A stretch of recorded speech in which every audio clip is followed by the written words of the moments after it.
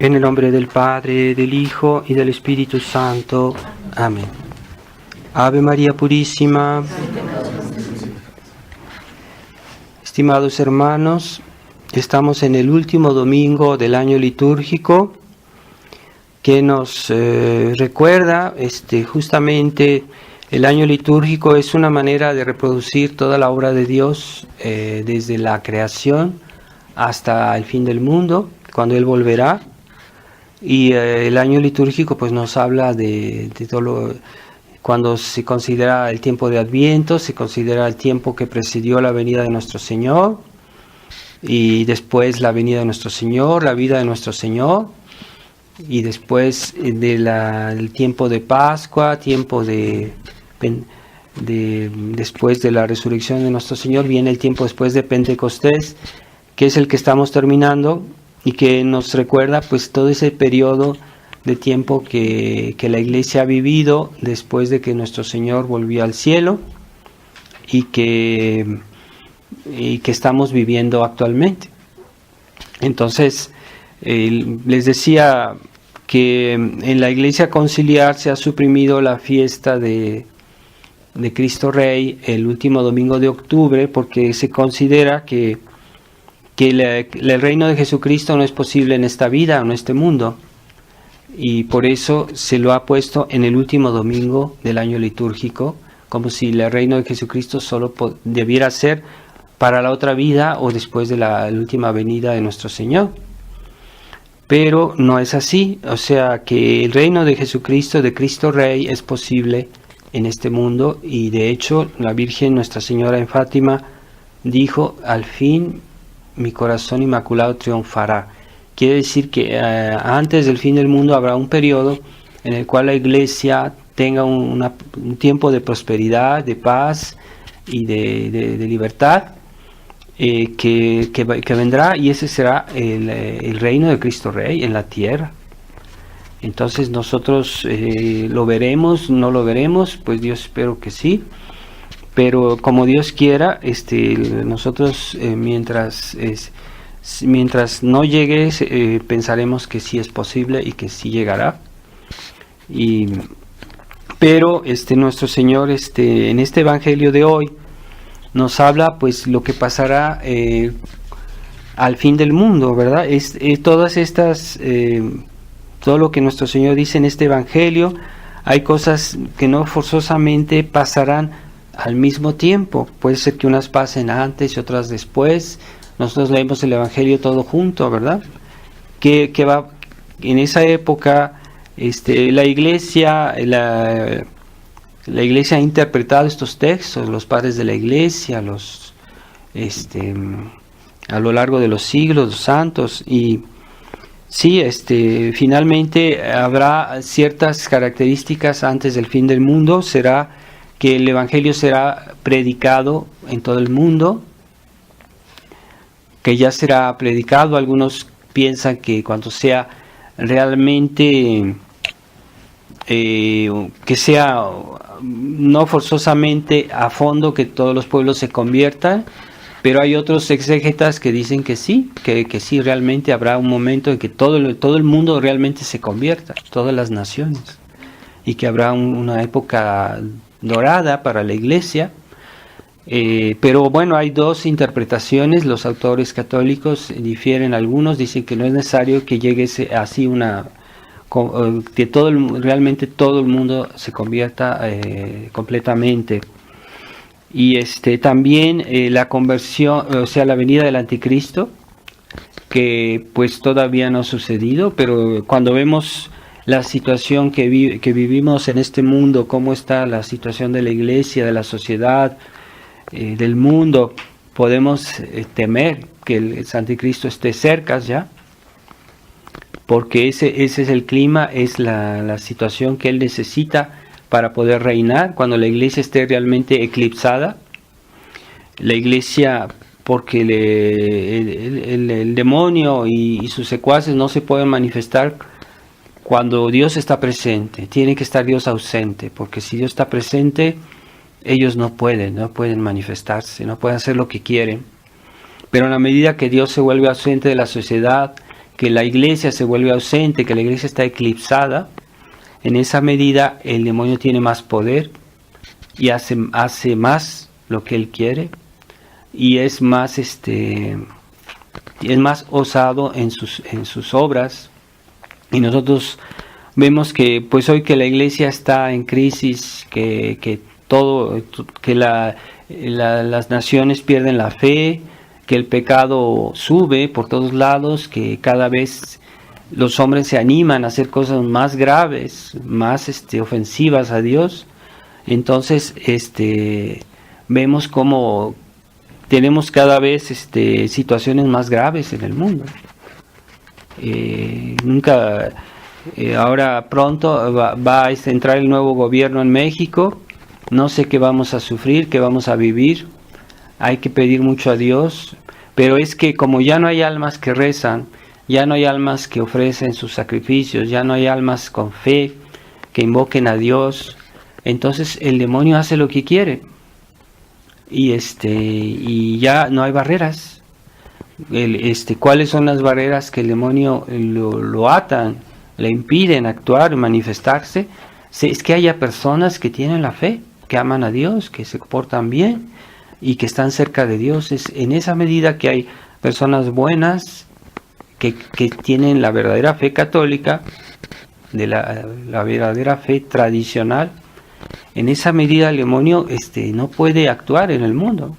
Es lo que más teme, la presencia de la iglesia, la presencia de la verdadera misa, de la verdadera fe, de las gracias que conlleva la iglesia católica.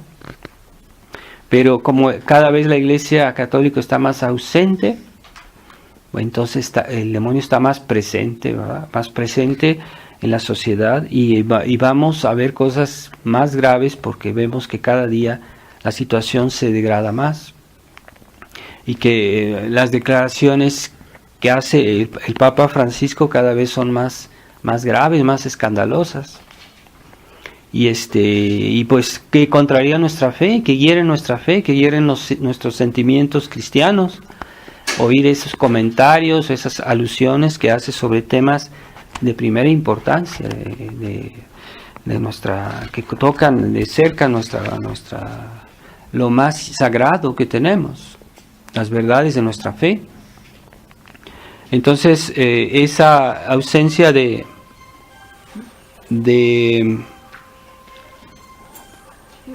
iniquidad favorece el poder, el demonio, que se muestra como invencible. Se muestra como invencible porque no encuentra barreras. Pero a nosotros debemos tener confianza, porque aquellos que tienen la verdadera fe, que creen en el verdadero Dios, que están cerca de la Virgen María, que tienen la verdadera tradición de la Iglesia que tiene 2000 años, que estamos en unidad, en armonía, en comunión con todos los santos del cielo, los santos que vivieron esa fe, que la practicaron, con todas las almas cristianas de la historia que están ahorita en el cielo o en el purgatorio. Estamos en unidad con ellos, estamos en armonía con Dios, estamos en unión. Aunque en este mundo nos sintamos un poco solos, porque ya hay pocas personas que creen en Dios, que tienen nuestras convicciones, que creen en las mismas cosas, pero no podemos sentirnos realmente solos si vemos que estamos en contacto con Dios, en comunión, en la comunión de la iglesia, de la verdadera iglesia. Mientras que aquellas personas que están separados de la iglesia sí pueden temer mucho más la acción diabólica, los desastres, lo que va a pasar. Están menos protegidos, y cada vez oímos más hablar de que por aquí, por allá, el demonio se hace manifiesta. Hay muchas personas que tienen, como se dice, perturbaciones diabólicas. Puede ser posesión, puede ser no forzosamente una posesión, puede ser una obsesión diabólica, ¿verdad? Pero sí es cierto que ya el demonio tiene más poder. O personas que hacen cosas de invocar al demonio, pueden hacer, el demonio tiene poderes realmente, puede hacer daño a las personas. Pero si una persona está en pecado mortal, vive sin fe, sin buenas obras, si no invoca a Dios, está más propensa a la acción diabólica, está menos protegida, está menos defendida por Nuestra Señora, la Virgen María. Entonces debemos nosotros tener confianza, ¿verdad? A condición que nosotros seamos fieles a nuestra religión, como Dios la hizo, como siempre fue. Y si somos fieles, pues estamos protegidos. También hay una acción ordinaria diabólica que es muy potente en nuestra época, que no es forzosamente esa acción como de cuando el demonio se manifiesta en una posesión o cosas físicamente, una acción física diabólica, sino una acción diabólica en el sentido que tienta a las personas, pero con más poder, con más fuerza, con más tal vez sutileza, porque el demonio tiene más poder en nuestra época.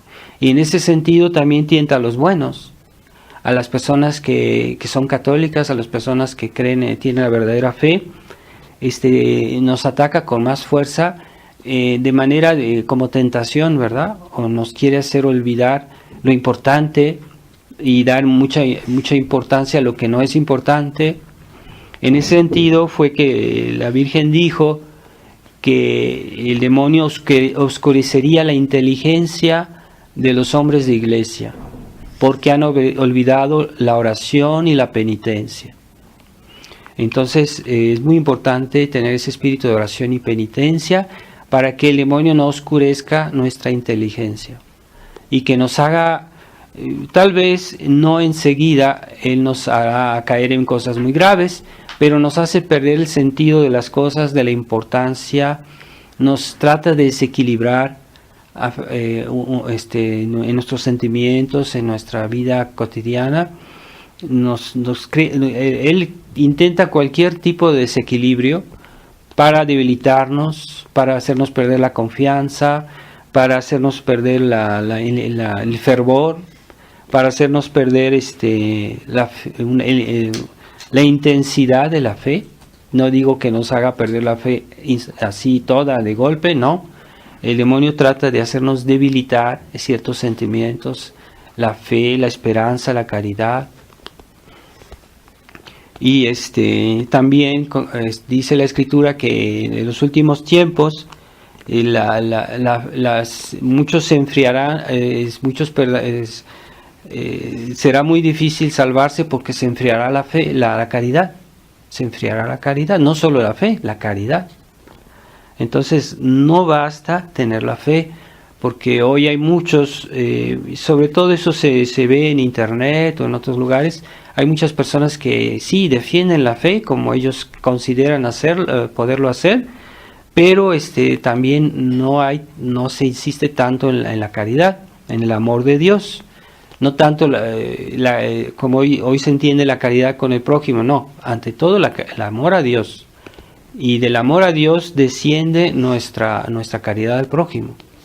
Entonces esa caridad no se trata de la caridad naturalista, sentimental, no, se trata de una caridad que es iluminada por la fe y vivificada por el amor a Dios. Esa es la verdadera caridad. Así que no podemos tener caridad con el prójimo si no creemos en Dios, si no tenemos primero la fe. Y todo lo que hace la caridad, todo lo que pueda hacer la caridad, siempre está inspirado en la fe. Entonces no puede haber alguna separación entre estas dos virtudes y como que si fuera algo separado, diferente. No. Siempre todo lo que amamos en Dios es porque lo creemos primero y está inspirado siempre en la fe. Y Entonces, pensemos en estas realidades que estamos viviendo. De esta situación nunca se había visto en la historia tanta impiedad, porque incluso se dice que muchos de los cuando fue el diluvio, Noé trató de convertir a esas gentes que estaban en esa época muy mal, y como el diluvio fue algo gradual, porque empezó a haber esta inundación y muchas personas se arrepintieron, y eso está en las epístolas que dicen que muchos se arrepintieron, muchos se salvaron de esas personas en el diluvio, que al ver este castigo pidieron perdón a Dios y se salvaron muchas personas. Mientras que en nuestra época es más difícil, se ve que las personas están muy endurecidas, y que aunque habían desastres, aunque habían catástrofes o cosas que pasan en el mundo que son muy graves, muy anormales, eso no los inmuta, no les preocupa, o no se convierten por eso. Algunos sí, seguramente, pero generalmente no. Entonces la impiedad de nuestra época es más grave, porque antes del diluvio todavía no había venido Jesucristo, todavía no conocían la iglesia, no tenían los sacramentos, no habían tenido la enseñanza de la iglesia, pero hoy sí. Quiere decir que el pecado de nuestra época es mayor, mucho más grave, tiene agravantes, muchas agravantes. Entonces, yo pienso que en la historia nunca se había visto una situación tan inquietante como la que estamos viviendo. Pero nosotros no debemos entrar en esa mentalidad, porque no es solo el hecho de aceptar una cosa, un pecado aquí, un pecado allá, sino es un estado de ánimo. Ese estado de ánimo que hoy vive la gente, que mucha gente que aunque se diga incluso católica, creyente, viven como paganos, viven como si fueran ateos, no rezan, no hacen sacrificios, no hacen obras buenas, no se comportan en su vestido, en sus actitudes, y dicen que son creyentes. Entonces esa ceguedad que podíamos caer nosotros también. Y en la tradición, ¿qué pasa? Pues a veces hay personas que sí defienden la fe, defienden los valores, pero tienen ese espíritu que llamamos liberal, esa mentalidad de querer pactizar, estar bien con Dios y con el mundo, como si eso fuera posible. Mientras que no, la Escritura nos dice, aquel que se hace amigo del mundo, por el hecho mismo se constituye enemigo de Dios. ¿Cómo vamos a poder reconciliarnos al mismo tiempo con Dios y con el mundo? Pues ese espíritu liberal que soplaba ya en la Fraternidad de San Pío X desde hace tiempo, que yo lo pude constatar, dio el resultado que está dando, que hoy que la fraternidad ya está abandonando el combate y que se está cada vez más acallando su defensa de la fe. Entonces y ya se han cambiado la actitud de lucha por la defensa de la fe, y se está pactizando con las personas que son los más ardientes promotores de esta destrucción de la fe, de la iglesia.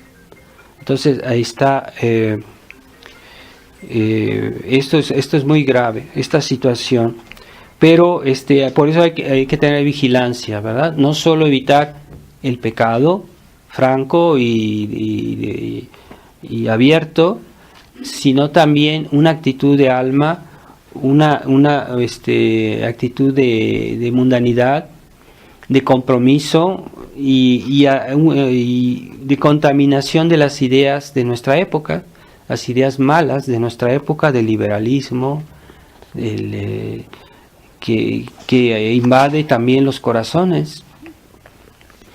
Y entonces eso es lo que debemos intentar de combatir, estar atentos, de mantener un espíritu de fervor, de fe ardiente, de lucha, de entereza en la fe y no de compromisos, de mezclas entre el bien y el mal, entre la verdad y el error, entre el mundo y nuestra vida cristiana, ¿verdad? Sí, yo soy católico, pero en semana, el domingo voy a misa, pero en semana me divierto, ¿verdad? Así, o hago cosas que no corresponden a mi vida cristiana, pues no.